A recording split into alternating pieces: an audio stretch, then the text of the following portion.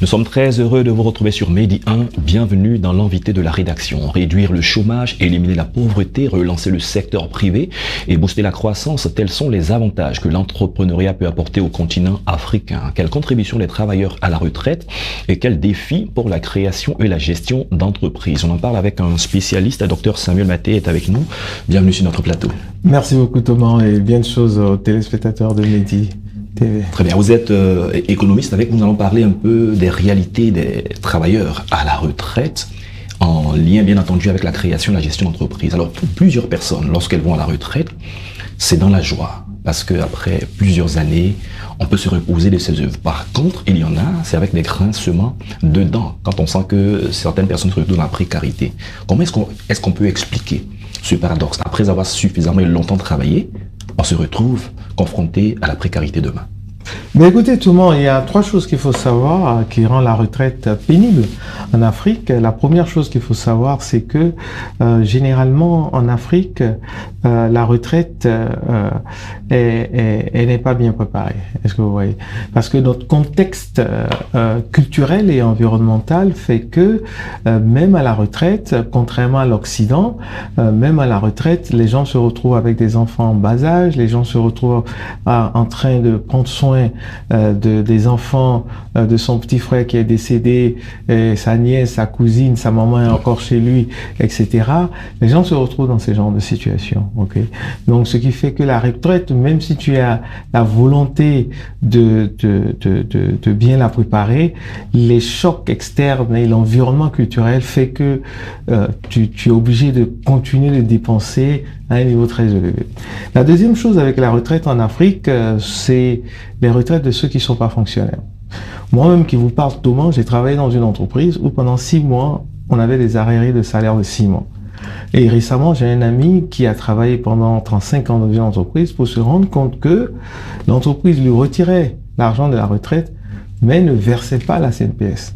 Donc, quand après sa retraite, il est parti pour demander sa retraite, on dit, monsieur, votre entreprise n'a jamais versé de retraite pour vous. Donc, ça veut dire qu'il va se retrouver sans salaire. Exactement. Et on a beaucoup de cas comme ça. Et ensuite, ce qu'il faudrait noter, c'est que la retraite, au fait, c'est quelque chose qui se prépare et qui a la possibilité de générer des revenus. C'est aussi ce qui manque. Elle se prépare dans le sens que pendant que vous êtes en activité, il faut penser à faire des économies, il faut penser à épargner, etc. Pour pouvoir préparer votre retraite. Et on peut générer des revenus à la retraite, et ça, les Blancs le font très bien. Moi, quand j'étais aux États-Unis, une des plus grandes compagnies de distribution, on va pas faire de la publicité, on va pas donner le nom, mais une des plus grandes compagnies de distribution avait une section où ils ne recrutaient que des retraités pour faire ce travail. Et ils avaient mis en place un système de mentorat qu'on retrouve dans la culture africaine ou dans l'ancienne culture africaine. On avait les anciens, les vieux qui coachaient les jeunes, etc. On n'a plus ce système. Dès que quelqu'un va à la retraite, il meurt d'AVC après parce que il n'est pas valorisé. Toute l'expérience qu'il a acquise ne sert plus à rien alors que ce sont des bibliothèques vivantes.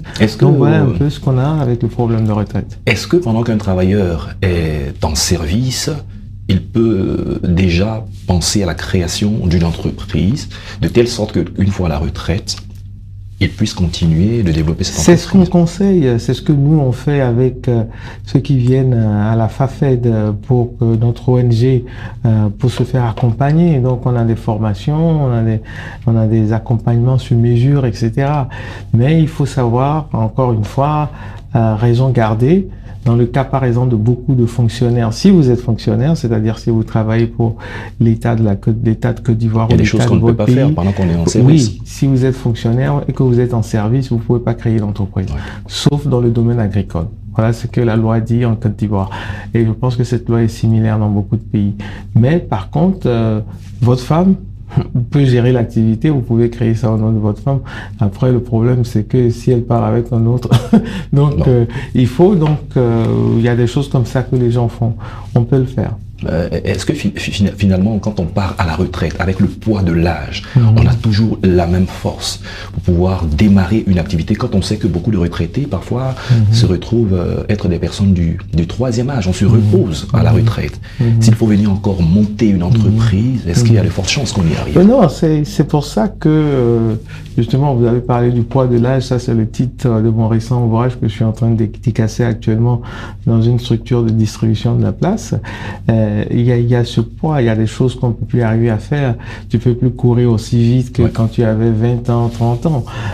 Donc, c'est pour ça, généralement, nous disons aux gens qui vont à la retraite que l'entreprise, quand tu veux être entrepreneur ou avoir une activité génératrice de revenus durant ta retraite, il faut la commencer durant la période de pré-retraite. C'est-à-dire que entre 1 et 3 ans avant la retraite, il faut commencer et il faut impliquer tes héritiers, il faut impliquer ton enfant, il faut impliquer ceci pour qu'ils prennent connaissance de l'affaire et tout, etc. Et que si le malheur vous arrivait, il y a quelqu'un qui est capable de prendre le relais. L'un des premiers réflexes, souvent des personnes qui sont à la retraite, quand ils veulent organiser ou entreprendre une activité, c'est d'aller contracter une dette, un prêt bancaire. Est-ce que, de votre point de vue en tant qu'économiste, non, c'est pas bon. C'est pour ça que nous, on fait la promotion du zéro capital extérieur, même avec les retraités.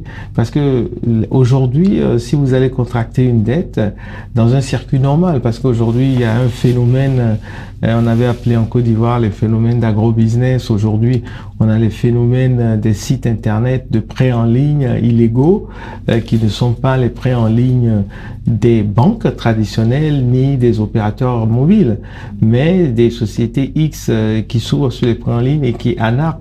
On a le problème des margouillas également. Oui. Mais ce qui est conseillé généralement au niveau des banques, les banques ne prêtent plus à quelqu'un qui est à la retraite parce que on se dit que c'est quelqu'un qui a déjà vécu, comme le dirait ma sœur, sa vie et qui peut se casser la pipe à tout moment.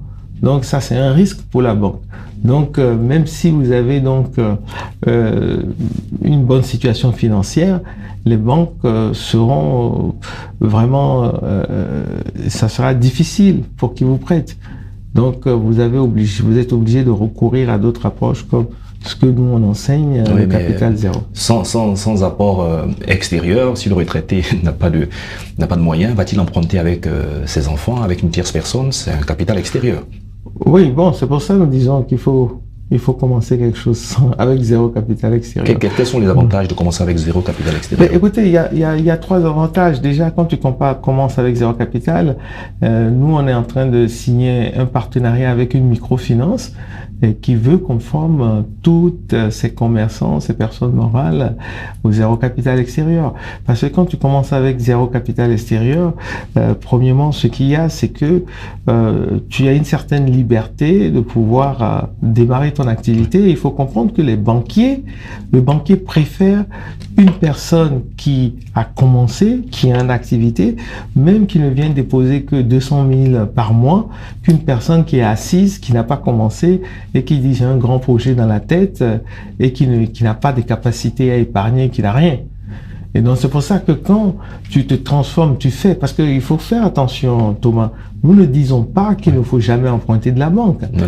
Nous avons formé plus de 500 femmes dans le Béquet. Aujourd'hui, le directeur de la COPEC, une ACOPEC, nous appelle parce qu'il dit c'est la première fois que je vois un groupe de personnes qui viennent emprunter de l'argent et tous les membres de ce groupe ont remboursé à 100% leurs prêts. On nous a appelés pour nous féliciter. Est-ce que le fait de commencer avec son propre argent te rend plus conscient. Est-ce que et ça fait que on peut faire une multiplicité de prêts à plusieurs personnes. Et au-delà de la multiplicité de prêts, il y a le principe de ce que nous appelons la théorie des 90%. Et c'est ce que nous sommes en train d'appliquer au Burundi et puis au Sénégal. Les statistiques nous disent que tous les programmes d'entrepreneuriat, d'aide à la génération d'activité, à l'activité génératrice de revenus dans les pays ne touchent que 10% de la population. Donc, si vous prenez Agence Emploi Jeune, tout ce que vous voulez, vous touchez 10% de la population. Où sont les 90% restants? Ou ceux qui sont laissés sur le quai? Et c'est pour ça qu'on tourne en rond. Et quand j'étais parti à Dakar, et le maire de Dakar m'a dit, mais écoute Samuel, moi j'ai un incubateur, je recrute 155 jeunes Sénégalais par an dans mon incubateur. À la fin, je leur donne 1 million chacun, ça fait 155 millions. Mon incubateur marche. Je sais pas ce que tu peux m'apporter. J'ai dit, monsieur le maire, ce que vous faites ne m'intéresse pas. C'est ce que vous ne faites pas qui m'intéresse. Il me dit, je comprends pas, Samuel. Il dit, mais combien de personnes, de candidats viennent pour que vous n'en preniez que 155 dans votre incubateur? Il me dit, je reçois entre 4 000 et 12 000. On a même reçu 12 000. Je dis, mais donc, 12 000 personnes viennent ici pour que vous déposiez des candidatures. Vous en retenez 155 et les 11 845, vous en faites quoi? Très bien. La question reste posée. Merci, docteur Samuel Maté. Je rappelle que vous êtes économiste. Avec vous, nous avons parlé de la création d'entreprises et nous avons vu les réalités chez les personnes retraitées. Merci d'être passé sur notre plateau. C'est un plaisir, Thomas. C'est toujours un plaisir. C'est la fin de cette émission. Merci à tous de l'avoir suivi. Bonne suite de nos programmes sur Média.